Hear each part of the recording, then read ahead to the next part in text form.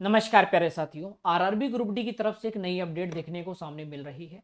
अब इसमें हम या तो कह सकते हैं कि हमें खुशी भी है इस बात की कि हमारे लिए कुछ नई वैकेंसीज, लगभग 14-15 हजार वैकेंसीज नई आ रही है और नए अवसर मिल रहे हैं। या हम दुख की भी बात कह सकते हैं। अब हमें ये समझ नहीं आ रहा कि हम इसमें दुख जताएं या अच्छी बात कहें। दुख की बात यह है कि 2019 वाली वैकेंसीज खाली रह गई थी, तो जो 2019 में जिन बच्चों ने फॉर्म भरे थे उनको मौका मिलने वाला है। अब ये भी कहीं ना कहीं अपॉर्चुनिटी देखने को मिल रही है। और 2000 ग्रुप डी वालों की जो जगह खाली थी वो भी 2026, यानी कि 2019 वाली वैकेंसीज जो खाली पद रह गए थे, या कहें कि जिन बच्चों को वैकेंसी में मौका नहीं मिला था उन बच्चों को आज 2026 में मौका मिलने जा रहा है। या 2024 वाले बच्चे, उनको भी 2026 में उन सीटों पर मौका मिलने जा रहा है। तो बात क्या है, पूरा मैं आपको विश्लेषण समझाने वाला हूं।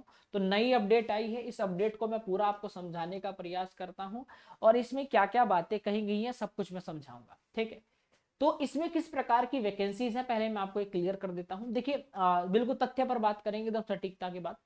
2019 वाली जो वैकेंसीज है उसको पूरी तरीके से क्लियर नहीं किया गया था। क्या हुआ था, जो 2019 वाली वैकेंसी थी जिसमें आपका हैवी, यानी कि हम कह सकते हैं जो हार्ड मेडिकल होता है, उन बच्चों को ले लिया गया था। बाकी जिनके लो मेडिकल होते हैं उन बच्चों को नहीं लिया गया था, क्योंकि उन बची हुई जो सीटें थी वो सीधी जिनका हाई मेडिकल था उन बच्चों को दे दी गई थी। तो जिन वजह से उन बच्चों को, जिनका मतलब एग्जाम भी हो चुका था, एग्जाम हो गया, डीवी हो गया, फिजिकल हो गया, सारा काम उन बच्चों का हो चुका था, पर सिलेक्शन क्यों निकाल दिया कि आपके लिए सीट नहीं है। तो उनको एक क्या दे दिया कि आप लोग का मेडिकल स्टैंडर्ड उतना मजबूत नहीं है, इस वजह से आप बाहर आ गए।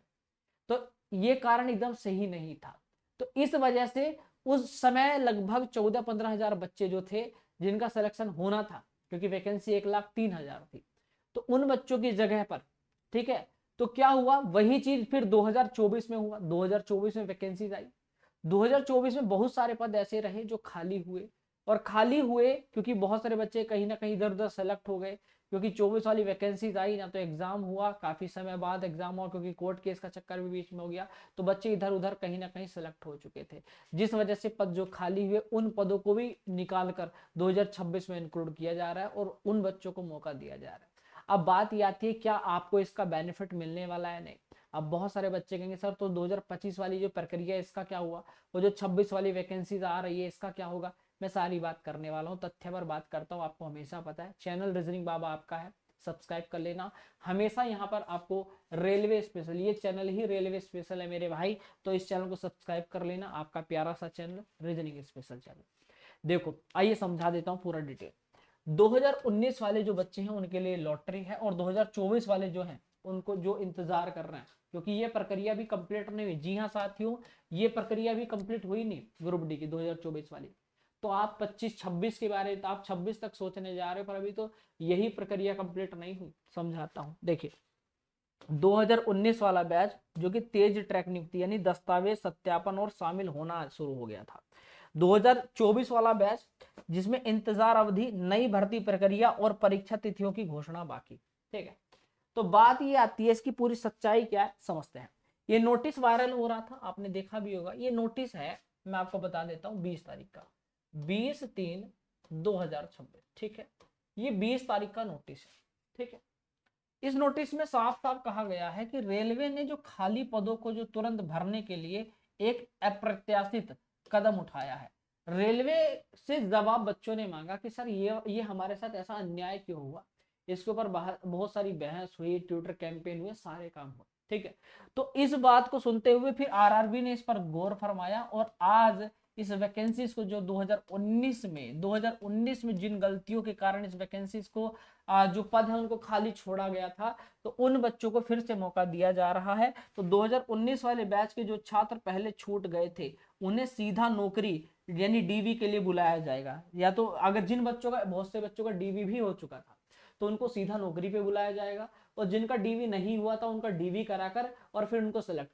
अब बात ये आती है कि विकास भैया वैकेंसी तो हर साल घटती जा रही है ना, 32,000 से इस बार 22,000 ही कर दी है, और 14,000 लगभग बच्चे तो इसी वैकेंसीज में थे। 2019 वाली में लगभग 14,000 बच्चों को खाली पद, यानी कि 2014 बच्चों को जॉब नहीं दी गई थी 1,03,000 में, है ना, 1,03,000 ही तो दी थी।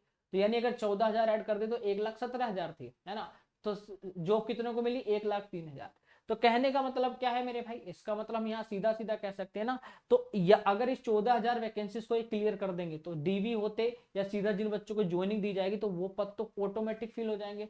2019 वाली वैकेंसी वाले बच्चे अगर जो रेलवे में पद खाली है अगर वो उन पर आ जाएंगे तो जो 32,000 वाली वैकेंसीज है ये और डिले हो जाएंगी, क्योंकि जब जहां पर लोगों की जरूरत है वहां तो खुद ही फिल हो चुका है, तो ये वाली प्रक्रिया और लेट जाएगी। फिर जो 22 वाली इस बार 2025 वाली वैकेंसी वो और डिले जाएगी, समझ रहे। तो रेलवे दिन पर दिन ऐसा काम उसने किया है जो चीजें और पीछे चलती चली जाएंगी, है ना। तो 2024 बैच में 32,000 टोटल पद थे। भर्ती प्रक्रिया की देरी हो सकती है और 6 से 8 महीने का यहाँ पर भी आपको समय लगभग लग सकता है इस प्रक्रिया में भी। तो 2019 की जो महाभर्ती है एक नजर उस पर मैं आपको समझा देता हूँ। 1,15,00,000 1,15,00,000 कुल फॉर्म भरे गए। इतिहास की सबसे बड़ी प्रतिस्पर्धा थी जिसमें टोटल फॉर्म की संख्या 1,03,000, प्रारंभिक कुल पद यहाँ पर दिए गए थे। इस विशाल भर्ती प्रक्रिया में एक बड़ी तकनीकी गलती हुई जिसने आज इस नए फैसले की नींव रखी है। और विवाद की जड़ क्या थी, मेडिकल स्टैंडर्ड का फेरबदल। अब ये आपको समझना होगा थोड़ा सा। देखो दो प्रकार के आपके मेडिकल होते हैं, एक होता है लो मेडिकल, है ना, एक लोअर मेडिकल होता है, एक होता है हाई मेडिकल। हाई मेडिकल में आते हैं A2 स्टैंडर्ड वाले, A3 और B1 वाले, ठीक है। और लो स्टैंडर्ड में आते हैं B2 और C1। तो इन्होंने क्या किया, जो 1,03,000 वैकेंसी जो आई थी, 1,03,000 जो वैकेंसी आई थी, तो इसमें दोनों वैकेंसी यानी कि भाई अगर आपका मेडिकल स्टैंडर्ड यानी कि जो आपका मेडिकल स्टैंडर्ड अगर B2 C1 है तो क्या आपको मौका नहीं मिलना चाहिए, आपको भी मौका मिलना चाहिए ना। तो इन लोगों ने क्या किया, जितने भी पद आए थे 1,03,000 ये टोटल किनको दे दिए, सब, यानी इनके लिए जो पद थे वो 14,000 कुछ पद थे, इन बच्चों के लिए 14,000 कुछ पदों पर इनकी वैकेंसी इनकी सीट थी। तो क्या कहा गया कि आपका मेडिकल स्टैंडर्ड, इन बच्चों से कहा कि आपका स्टैंडर्ड हाई नहीं है मेडिकल स्टैंडर्ड, इसलिए क्या बोला गया 2014 पद में जो विशेष रूप से लोअर मेडिकल वालों के लिए थे वो हाई मेडिकल वाले छात्रों को दे दिए गए, है ना। परिणाम क्या निकला, लोअर मेडिकल वाले छात्र एग्जाम पीटी डीवी जिनके क्लियर भी हो चुके हैं उनके बावजूद भी ज्वाइनिंग के समय नौकरी से बाहर हो गए। क्या कह दिया कि आपका हाई मेडिकल नहीं था, पर जब जरूरत थी उनको इस सीट की थी, उनके उसमें जिन जिन पोस्ट के लिए उन्होंने भरा था उसमें B2 C1 चाहिए था, तो उन्हें हाई मेडिकल की जरूरत नहीं थी। यही विवाद था जिसको कंप्लीट यानी उसको समझते हुए अब आरआरबी फिर से अगर ये काम पहले कर देता तो इसकी जरूरत वाली नौबत नहीं आती बच्चों को कहने की। हर चीज के लिए बच्चों को खुद आवाज उठानी पड़ती है। मुझे ये समझ नहीं आता कि ये बोर्ड कर क्या रहा है। छात्रों का संघर्ष और रेलवे की सुधार की बात करें तो 1,03,000 वैकेंसी थी, 14,000 ये पद। तो आज अगर मैं देखूं ये वैकेंसी टोटली यानी कि 1,03,000 पदों पर टोटल हाई मेडिकल के लिए कर दिया है। तो अब ये 14,000 ये आपकी अलग से वैकेंसी इनको इंक्लूड करके दे रहे हैं। तो अगर उस हिसाब से देखा जाए तो 1,17,000 वैकेंसी आपकी टोटल बैठ जाती है ना।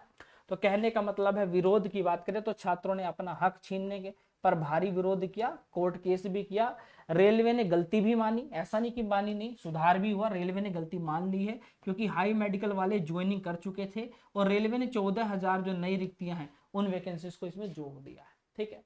इनको ये तो इन्होंने कह दिया कि पहले इस प्रक्रिया जो 2019 वाली ये प्रक्रिया है इसको ये पूरा कंप्लीट कर देंगे, ठीक है। फिर उसके बाद 24 वालों की अभी ज्वाइनिंग रह रही है तो फिर उसको पर भी फिर उसके बाद उस पर काम होगा। तो आदेश के बावजूद कई जोन ने इस पर ठीक से मतलब ऐसा हुआ कि मतलब आरआरबी बोर्ड मान चुका कि भाई मेरी गलती थी हम इसको करेंगे, पर ऐसे बहुत से जोन है जिन्होंने इस पर अब भी ध्यान नहीं दिया, है ना। बहुत से जोन ने ध्यान नहीं दिया और कई B2 और C1 छात्र आज तक भी अपनी ज्वाइनिंग का इंतजार कर रहे बैठे हुए, ठीक है भाई।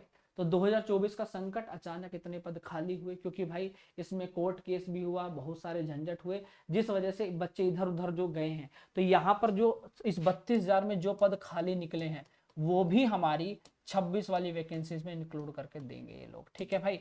तो तनावपूर्ण ये कठिनाई जो ट्रेन दुर्घटना हुई, जानवर, तो बहुत सारे बच्चे ना इसको नौकरी को छोड़ देते हैं, ग्रुप डी की नौकरी को छोड़ देते हैं। जैसे आपने देखा होगा ज्यादातर लोग क्या होते हैं भाई, जैसे नॉनवेज भी नहीं खाते भाई, तो वहां पर क्या होता है कभी देख लो ट्रेन दुर्घटना हो रही है, जानवर मर रहे हैं, गाय कट जाती है, बकरियां कट जाती हैं, कुत्ते कट जाते हैं एकदम, ठीक है।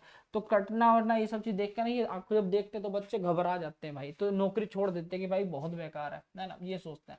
तो बेहतर अवसर है, जो बच्चे ऐसे बहुत सारे बच्चे जो कि अभी को आरपीएफ में सेलेक्ट हुए हैं, यूपी पुलिस में सेलेक्ट हुए हैं, एसआई में सेलेक्ट हो चुके हैं, आरपीएफ में ऐसी बहुत एसएससी डीडी आई थी, है ना, एसएससी की कितनी वैकेंसी आई थी, इनमें सेलेक्ट हो चुके हैं।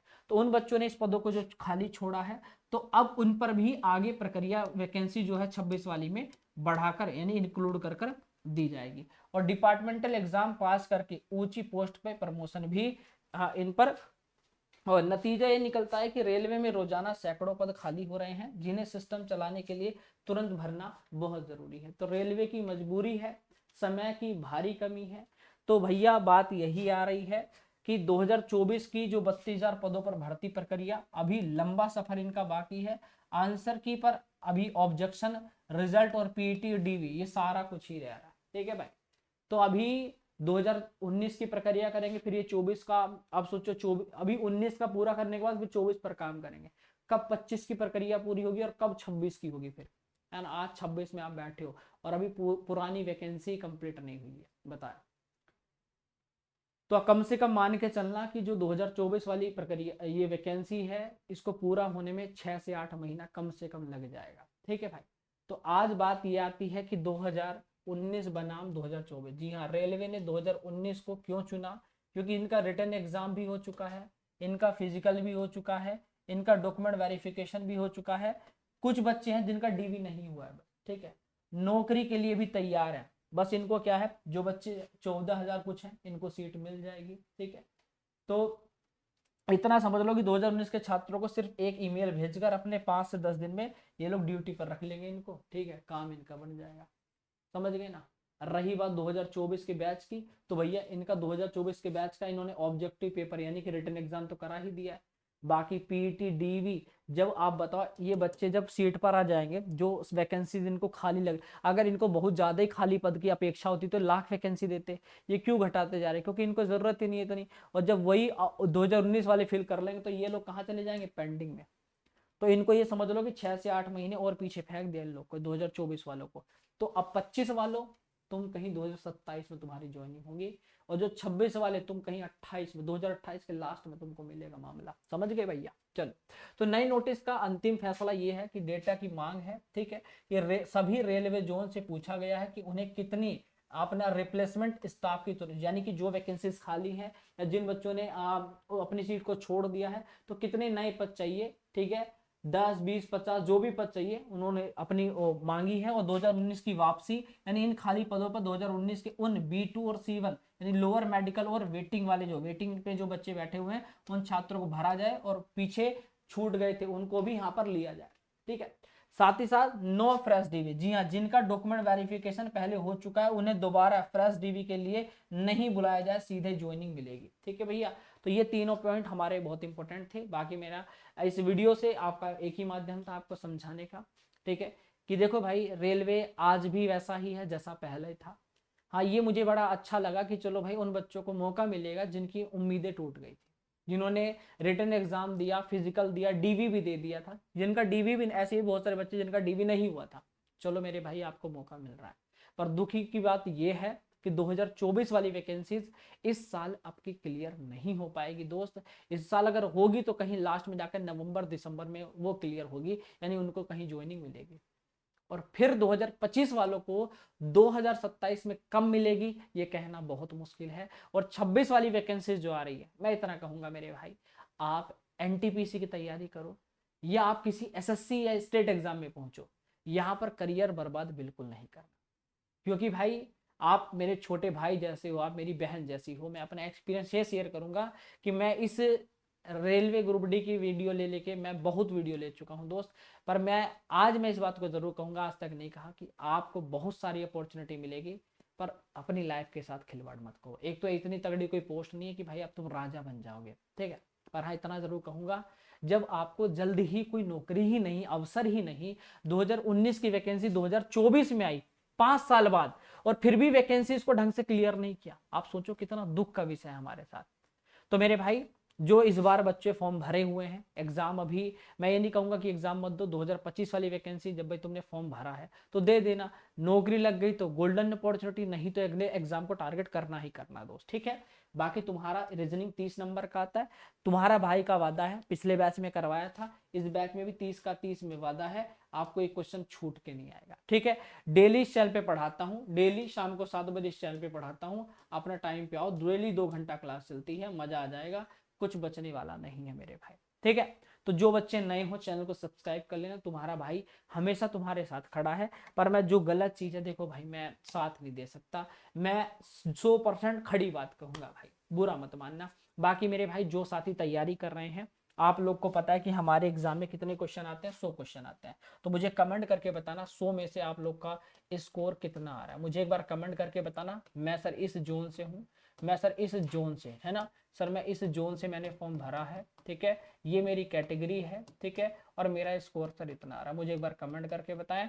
बाकी मेरे भाई मैं आपसे इतना ही कहूंगा, कोई भी दिक्कत परेशानी मत लेना, कोई भी दिक्कत परेशानी मत लेना। बाकी अगर आपकी रीजनिंग बहुत ज्यादा वीक है, रिवीजन करना चाहते हैं, तो मेरी आप ई बुक ले सकते हो, ठीक है, ई बुक ले सकते हो, ई बुक से अपनी बढ़िया तरीके से रिवीजन कर सकते हो, क्योंकि देखो आज के टाइम में सबसे बड़ी दिक्कत बच्चों की यही है कि नोट्स बार बार नोट्स बनाना पड़ता है, बार बार नोट्स बनाना पड़ता है, तो अब वो सारी झंझट ही हम लोग ने खत्म कर दी है ना, वो सब झंझट ही खत्म कर दी कि अब आपको टेंशन ही नहीं लेनी, ठीक है, कि बार बार बैच लो, बार बार बैच लो, वो सॉरी बार बार अपना कोई नोट्स बनाते रहो, टाइम खराब करो, नहीं। 9236786448 इस पर आप ज्वाइन मी का मैसेज कर देना, आपको पूरी बुक प्रोवाइड करा दूंगा, घबराने की जरूरत नहीं है।